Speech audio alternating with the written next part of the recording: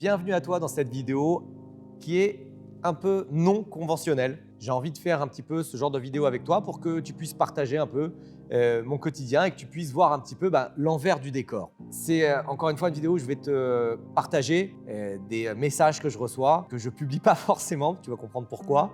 Et je voulais en parler un petit peu avec toi parce que c'est important.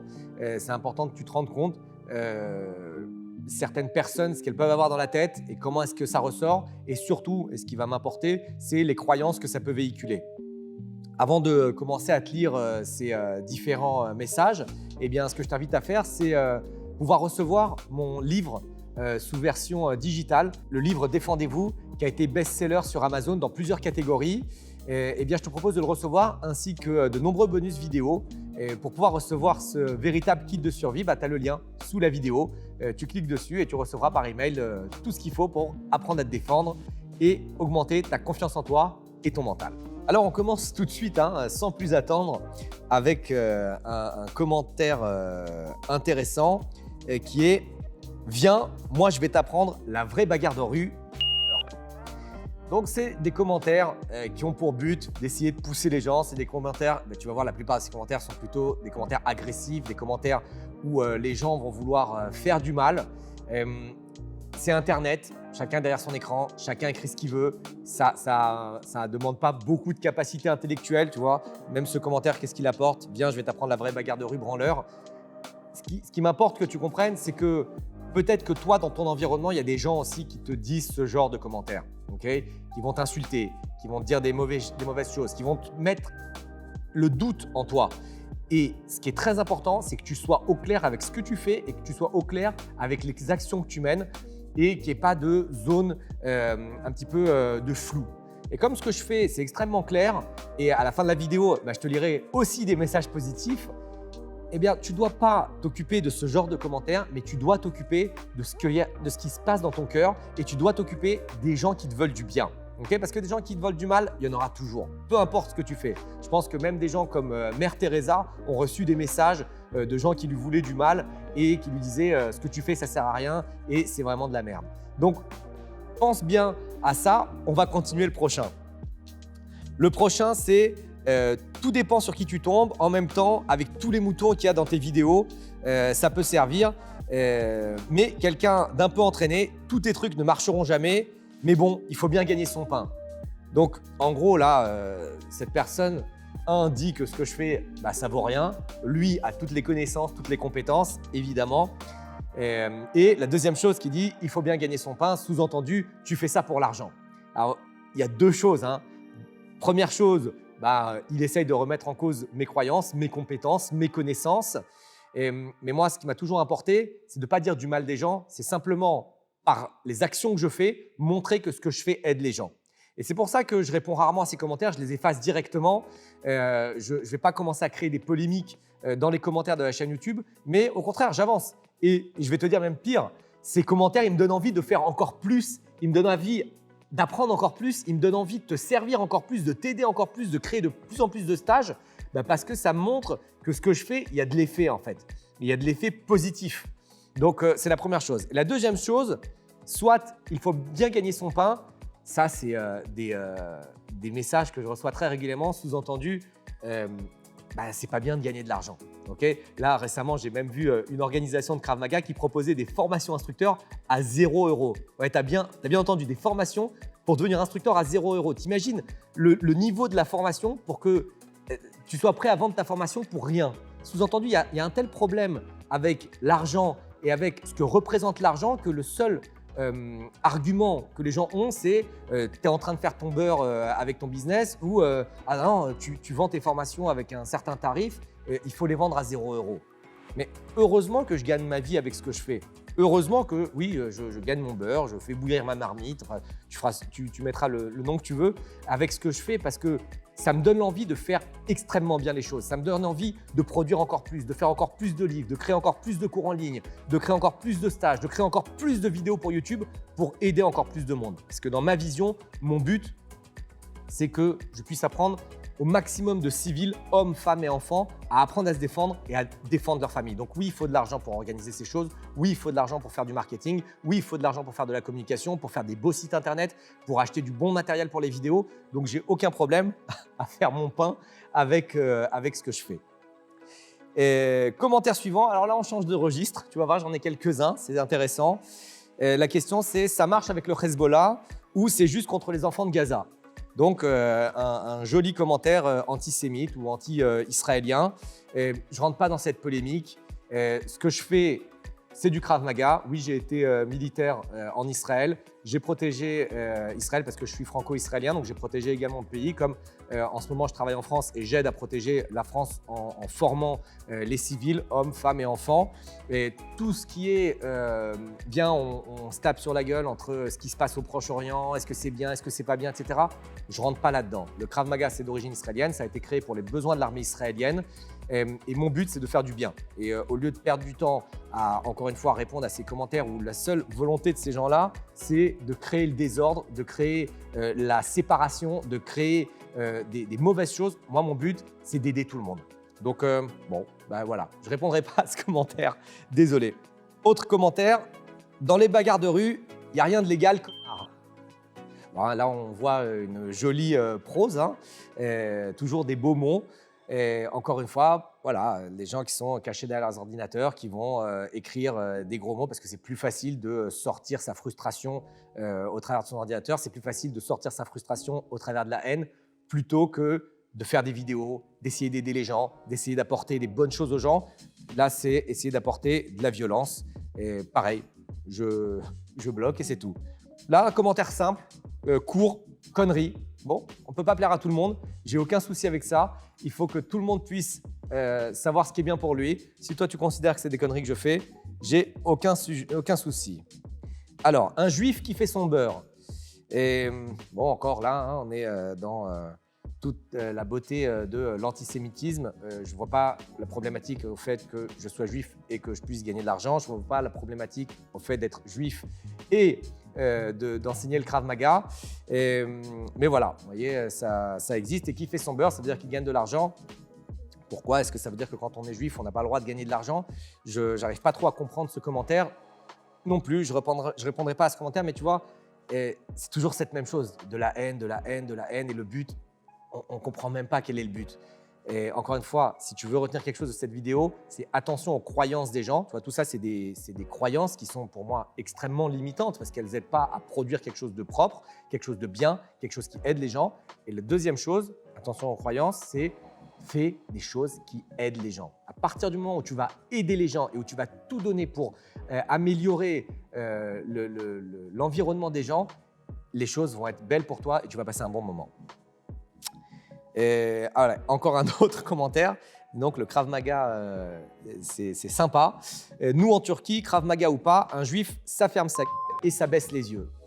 Eh bien, je suis désolé, mais pour moi, c'est pas la bonne attitude.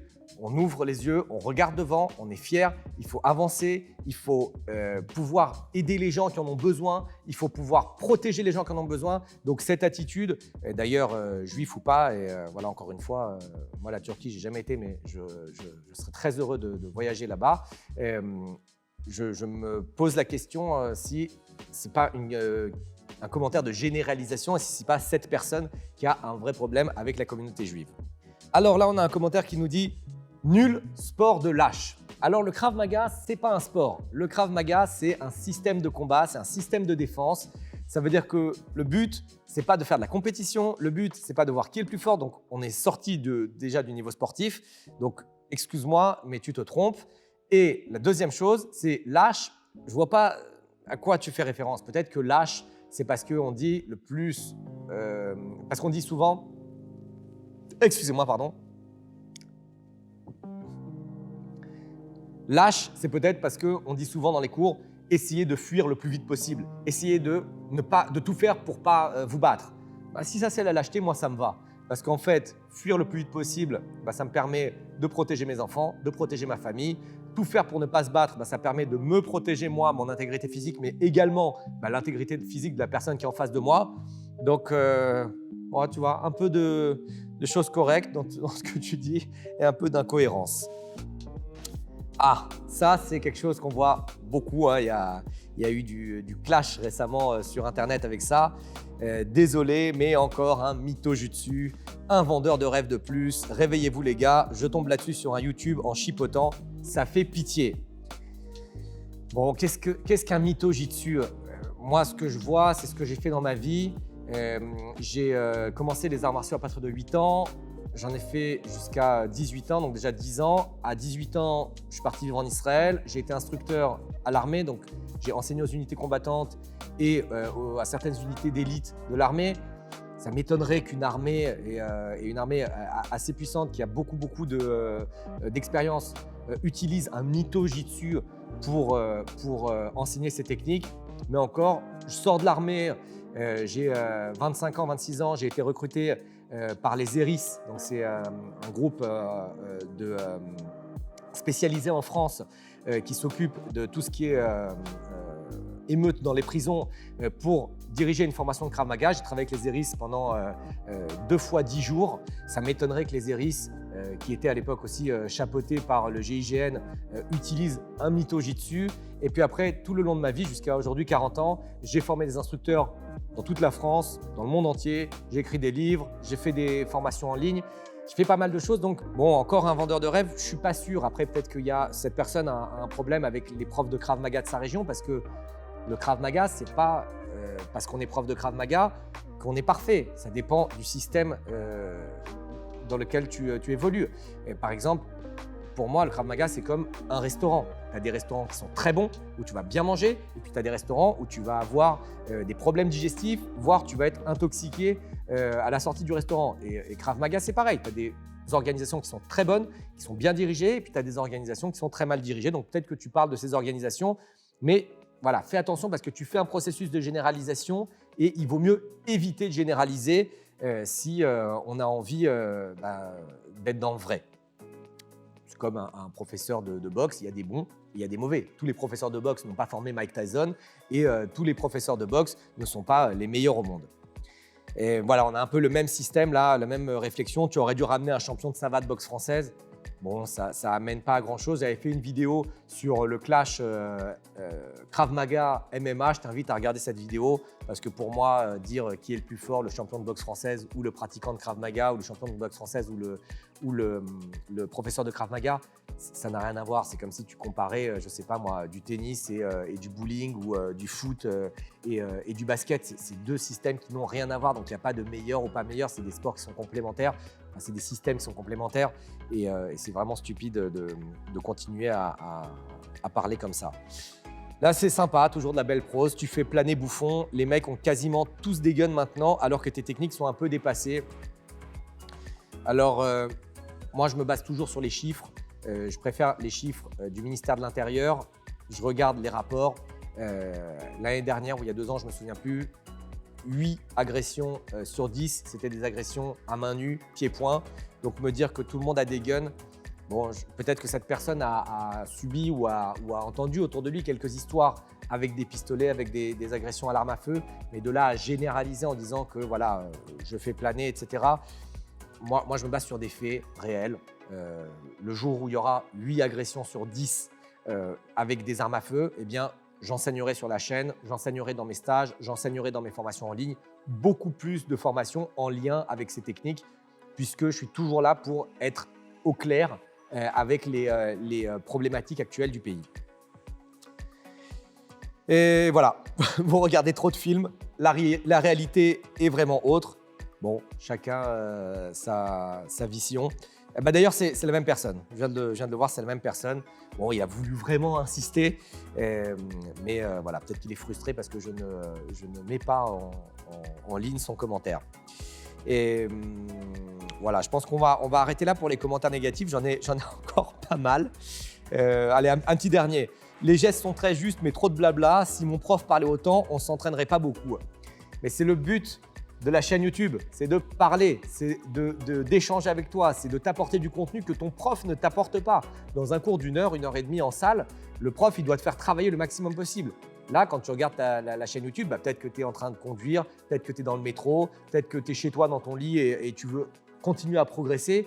Ce n'est pas de te donner un cours. Pour te donner un vrai cours, j'ai mes cours en ligne et là, tu vas avoir des vrais entraînements. J'ai mes stages, tu vas avoir des vrais entraînements et j'ai tout mon réseau KMG France, kravmagaglobal.fr où tu peux trouver toutes mes écoles sur toute la France pour aller travailler. Et là, je t'assure, tu vas dans un de mes cours, il n'y a aucun problème, tu vas bosser pendant 1h30 non-stop.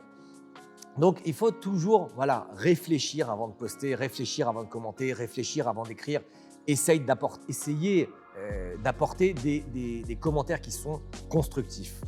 Et pour finir la vidéo, j'aimerais quand même aussi mettre quelques commentaires positifs, comme ça on reste toujours sur un bon moment et on ne reste pas avec toutes ces mauvaises idées. Voilà, par exemple, là j'ai un commentaire, merci pour toutes ces techniques, vraiment efficaces en situation de danger. Mais il faut bien décortiquer chaque mouvement et les mettre en pratique pour une parfaite efficacité. Programme sans blabla et clair. Donc ça, tu vois, ça répond au commentaire que je viens de citer. C'est un commentaire de quelqu'un qui est dans un de mes programmes en ligne. Donc programme sans blabla et clair, tu vois, viens dans mes cours en ligne et tu auras un programme sans blabla. Et un autre commentaire positif d'un de mes cours en ligne, c'est « Même si je connaissais pour beaucoup la plupart des techniques présentées, je trouve la présentation et l'aspect pédagogique vraiment très bon.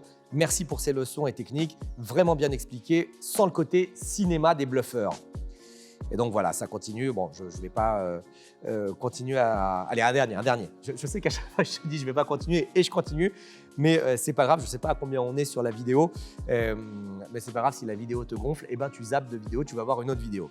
J'ai commencé le programme hier soir, donc encore une fois, un de mes élèves d'un de mes programmes en ligne. Il y a du physique, des techniques de frappe. J'ai adoré ce premier entraînement, les explications, les démos, tout est très clair, très simple à comprendre. Ce programme tombe vraiment bien car j'ai la motivation pour faire du sport. Car la motivation pour faire du sport est au plus bas. Bon courage. C'est-à-dire que c'est quelqu'un qui a retrouvé sa motivation pour faire du sport et qui va de l'avant. Voilà, je t'ai montré un petit peu l'envers du décor. Tu vois que c'est pas facile d'être sur YouTube, c'est pas facile de s'exposer, mais un de mes mentors m'a dit un jour si les gens ne cassent pas du sucre sur ton dos, ça veut dire que tu n'impactes pas assez les gens, ça veut dire que tu ne touches pas assez les gens. Donc, ce que je vais faire, c'est que je vais faire encore plus de vidéos, encore plus de programmes, encore plus de livres, encore plus de stages. Je vais former encore plus d'instructeurs pour pouvoir aider encore plus de monde. Et on se laisse sur cette touche.